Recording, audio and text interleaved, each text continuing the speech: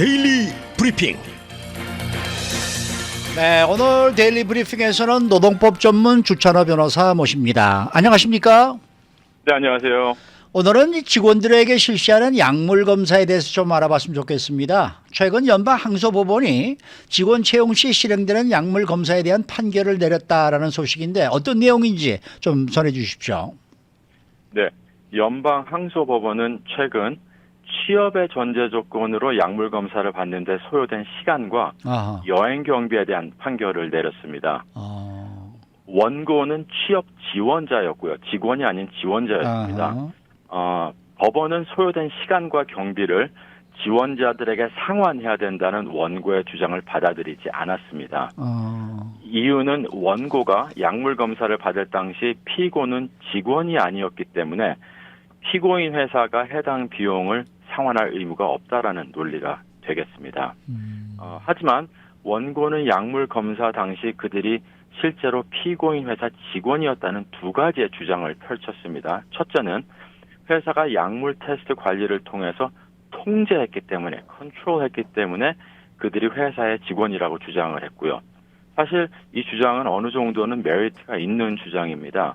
이 캘리포니아 노동법을 보게 되면 고용주가 피고인의 임금, 시간 또는 근무 조건에 대해서 얼마나 통제력을 행사하는지 조사하는 이 통제 테스트, 컨트롤 테스트를 사용해서 고용주 고용인 관계가 존재하는지 여부를 결정할 수 있습니다.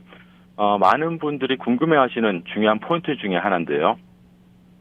노동법 소송을 자세히 보게 되면 고용주 회사, 코퍼레이션만 피고로 채택되지 않고 개인 사장이나 오너가 함께 항상 소송의 피고로 포함되는 경우가 상당히 많습니다. 그 이유가 바로 이 통제 테스트가 적용이 돼서 그렇고요. 하지만 항소법원은 원고가 약물 검사를 받을 당시에 회사에서 아직 일하고 있지 않았기 때문에 여기에 통제 테스트 적용하기를 거부했습니다. 오히려 약물 검사는 업무 수행이 아니라 취업 지원의 과정의 일부라고 판시를 했고요.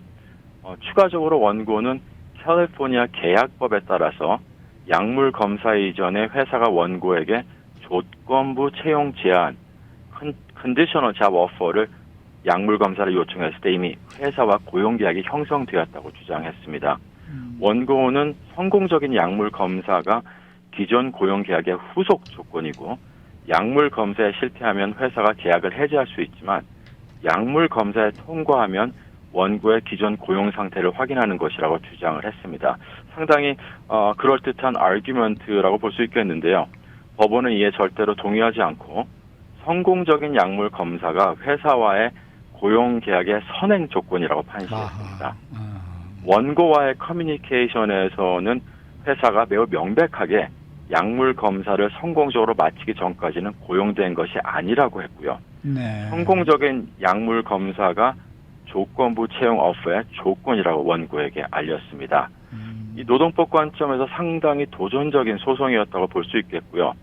법원의 판결이 좀 더 합리적이고 고용 전 약물 검사가 채용 전 구직 조건이라는 점을 확인시켜주는 캘리포니아 고용주에게 아주 유리한 판례가 되겠습니다. 네. 그렇다면 고용주는 언제 약물 검사를 할 수 있는지 또 그리고 여러 가지 검사 방법이 있을 텐데 주로 어떤 방법으로 약물 검사를 하게 되나요? 네. 캘리포니아 약물 테스트는 통상적으로 고용 전에 할 수가 있겠고요. 그리고 합리적인 의혹이 생긴 상황에서만 가능합니다. 영어로 이제 reasonable suspicion, 의심이 갈 때 가능하다고 얘기할 수 있겠는데요. 이 고용주들은 특별한 객관적인 의혹 없이 자동적으로 무작위로 랜덤하게 약물 검사를 절대 할 수 없습니다. 그 이유는 고용인을 대상으로 한 약물 검사 프로그램 대부분이 주 헌법의 사생활 관련 조항에 규제되어 있기 때문이고요.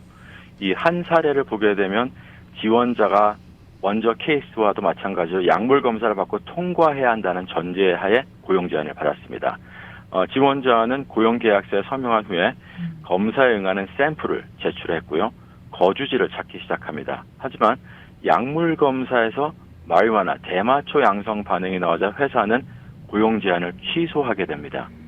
지원자는 이 약물 검사가 그의 사생활을 불법으로 침해하는, 프라이버시를 침해하는 것이라고 주장하면서 소송을 걸었고요.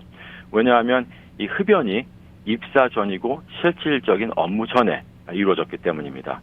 이에 따라서 캘리포니아 법원에서는 보통 지원자가 현 직원들에 비해서 사생활에 대한, 프라이버시에 대한 기대감이 적다고 밝혔고요. 그 이유는 지원자들은 기본적으로 특정 직업과 포지션에 그들이 적합한지에 대한 질문과 조건에 대답하기를 회사는 기대하고 지원자는 예상하고 있기 때문이라고 설명했습니다. 여기서 눈에 띄는 점은 원고가 지원자가 업무에서 벗어나서 직장에서 떨어져 있을 때 위법 행동을 할 권한이 있다고 주장을 했지만 법원은 마리화나를 피우는 것은 헌법상의 특권이 아니다라고 단호히 밝혔습니다. 마지막으로 현재 추세를 좀 알려드리고 싶은데요. 현재 추세는 상당히 많이 바뀌었습니다. 대마초 흡연은 약물 검사 과정에서 아예 포함시키지 않겠다는 회사들이 점점 늘어나고 있는 중이고요. 특히 이 실리콘밸리에 있는 테크 회사들, 테크 회사들은 아예 약물 테스트를 하지 않습니다.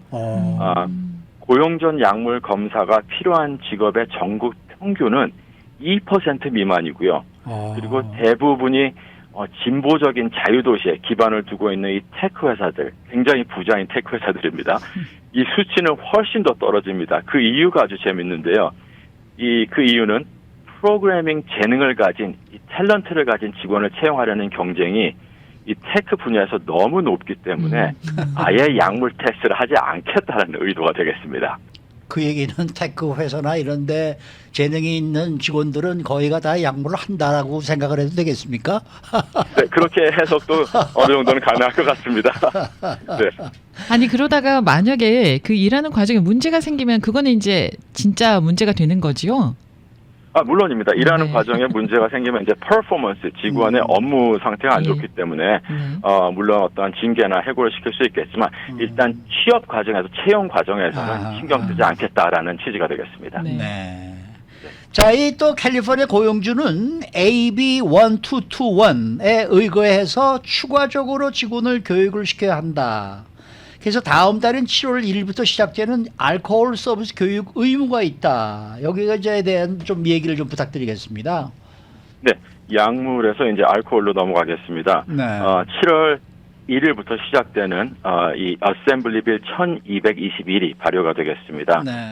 시설에서 알코올 서버 및 그 관리자를 위한 책임 있는 알코올 서비스 교육이 자발적 교육에서 의무 교육으로 변경됨을 의미하고 있습니다.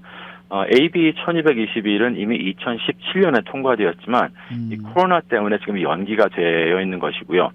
책임 있는 리스폰시블한 알코올 서비스 교육 프로그램을 만들어서 알코올을 서비스하는 직원과 관리자가 첫 번째 미성년자에게 알코올을 제공하는 것, 두 번째 고객에게 과도하게 알코올을 제공하는 위험에 대해서 교육할 것을 요구했습니다. 이 본법의 취지는 이 캘리포니아 지역사회에 대한 알코올에 관련 피해를 줄이는 것이 되겠고요.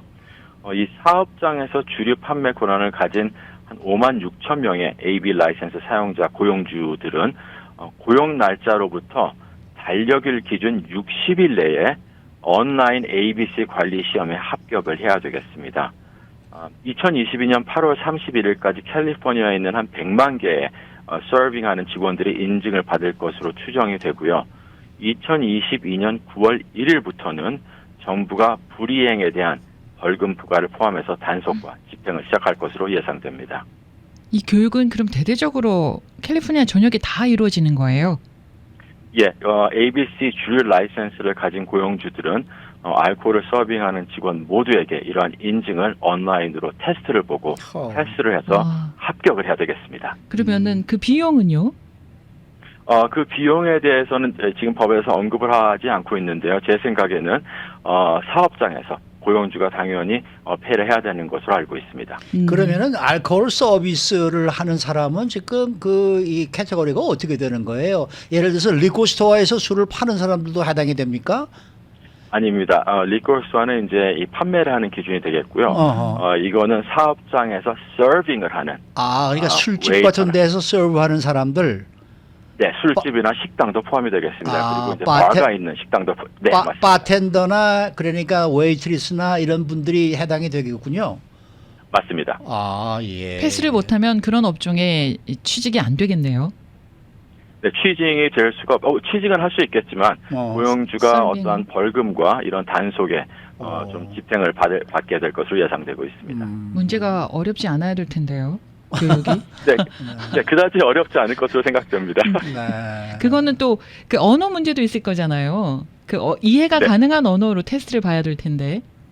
네, 제 생각에는 그러한 어떠한 랭귀지 이슈를 ABC에서 해결을 보지 않을까. 아직까지는 나오지 않았습니다. 해결을 보지 않을까 하는 생각이 듭니다. 네, 네. 자, 연방 대법원이요. 6월 15일에 고용주에게 매우 유리한 판결을 내렸다고 하는데 이 내용은 뭡니까? 네, 고용주 입장에서는 상당히 반가운 소식입니다. 아하, 네. 제가 이 데일리 브리핑에서 몇 번 말씀드린 파가 클레임에 대한 판결입니다.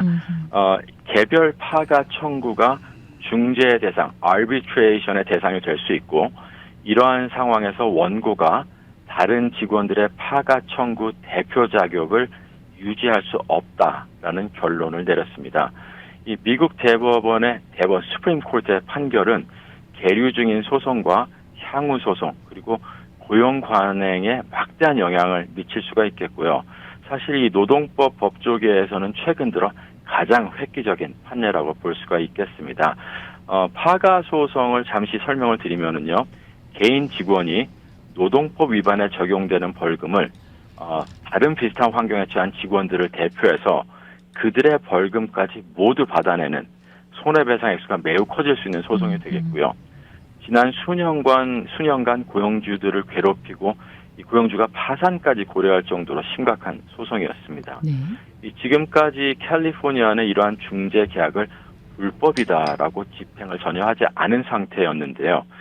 이번 대법원 판례를 통해서 중재 계약, arbitration agreement가 파가 소송에도 유효하다는 판결이 되겠습니다. 이 유효하다는 판결의 뜻은 결국 개인 직원이 다른 모든 직원을 더 이상 대표할 수 없다라는 뜻이 되겠습니다. 그렇다면 고용주에게는 상당한 방어막과 유리한 재판이 될 수 있는 아주 반가운 소식이 되겠습니다. 일부 캘리포니아 고용주의 경우 이미 계류 중인 파가 Private Attorneys General Act 소송에 아주 큰 영향을 미칠 것으로 판단이 되고요. 네. 지금 저희 고용주들이 한번 심각하게 고려할 것은 중재 계약을 이제부터는 직원들에게 받아야 되겠다라는 그러한 어떠한 고려를 할 수가 있겠습니다. 많은 고용주들은 이제 파가 클레임에서 대표인 원고가 중재 계약에 서명했다라면 이 클레임에 대한 기각을 요청할 수 있게 될 것 같고요. 그리고 많은 고용주들은 직원의 중재 합의로 인해 새로운 파가 대표가 나오지 않을 것이라는 점에 위안을 받을 것이라고 예상되고 있습니다. 이 바이킹 크루즈 케이스가 되겠는데요. 하지만 이 바이킹 크루즈의 승리가 얼마나 오래 갈지는 조금 더 지켜봐야 되겠습니다. 한동안은 좀 파란 아닌 파란, 변화 아닌 변화가 좀 있겠는데요. 그렇게 되면은. 네, 굉장히 큰 변동상이 있을 것 같고요. 그리고 고용주들은 이제 어떻게 해서든 모든 직원에게 중재 계약을 개인 직원에게 다 받아냄으로써 이 파가 클레임을 대표할 수 없도록, 그리고 파가 클레임의 손해배상 액수가 급격하게 내려갈 수 있도록 좀 도움을 받을 수 있겠습니다. 네, 오늘 말씀 잘 들었습니다. 네, 감사합니다. 네, 지금까지 노동법 전문 주찬호 변호사와 함께했습니다.